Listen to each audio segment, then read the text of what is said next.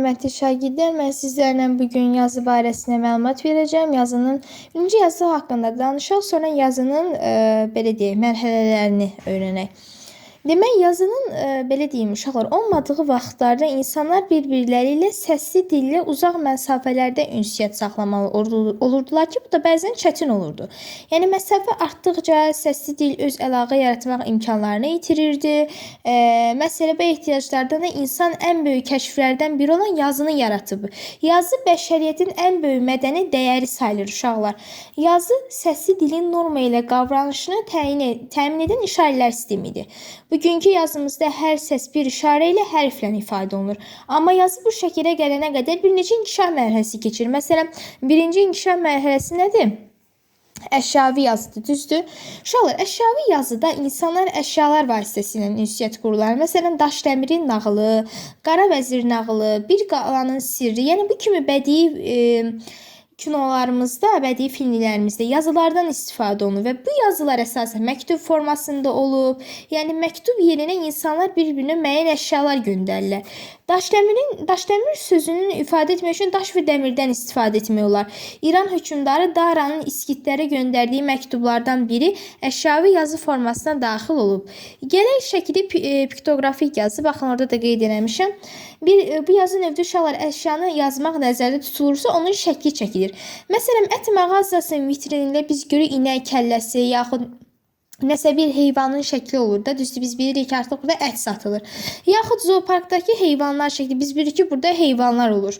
Yaxud ayaqqabı dükanının qapısına ayaqqabının çörək satılır, çörək nə yazır? Xərək çörəyi filan nəsə. Uşaqlar, bunlar hamısı olur şəkli piktoqrafik yazıya daxildir. Yəni bu qədər. Burada düşünürəm ki, aydın oldu. Yəni belə bir yazı nümunəmizdir. Gələk deməli fikri ideografik yazı uşaqlar. Şəkli yazı arasında yaxınlıq çoxdur. Şəkli yazıda göz şəkli, baş şəkli, gün şəkli, günəş şəkli, göyərçin şəkli, məsələn, göyərçini bildirir. Fikri yazıda isə həmin şəkillərə müvafiq olaraq görmək, düşünmək, işıq və sülh anlayışlarını ifadə edir.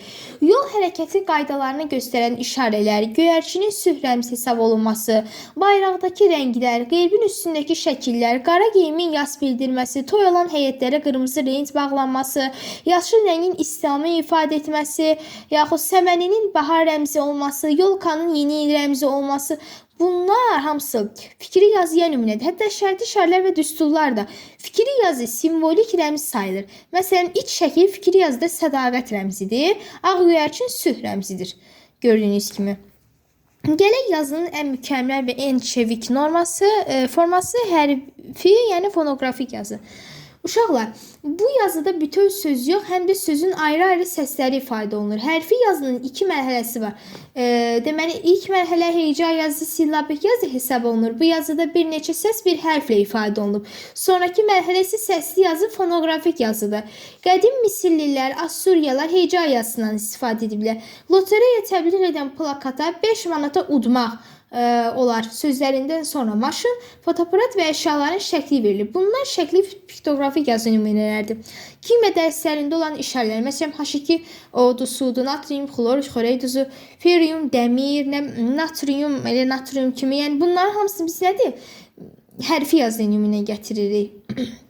Nəqliyyat yolunda qoyulmuş nida işarəsi, yolun əyriliyini göstərən nişan, gərginlik, elektrik şəbəkəsinin üstündə çəkilən kəllə şəkli, nəqliyyatın keçdiyini tənzimləyən qırmızı, sarı, yaşıl, işıqfor, qara geyimin yas bildirməsi, fizika dərslərində istifadə olunan, məsələn, S, F, T, indi bilmirəm, onları siz necə adlandırırsınız. Azərbaycan dili dərsliklərində istifadə olunan, məsələn, biz mötərizə daxilində tirə çəkirik və s. Yəni, bunlar hamısı yazılı nümunələrdir. Şehli otun üstündə, yaxud nəm torpaqda ovun ayaq izlərini ovçu ideografik yazı kimi oxumalıdır.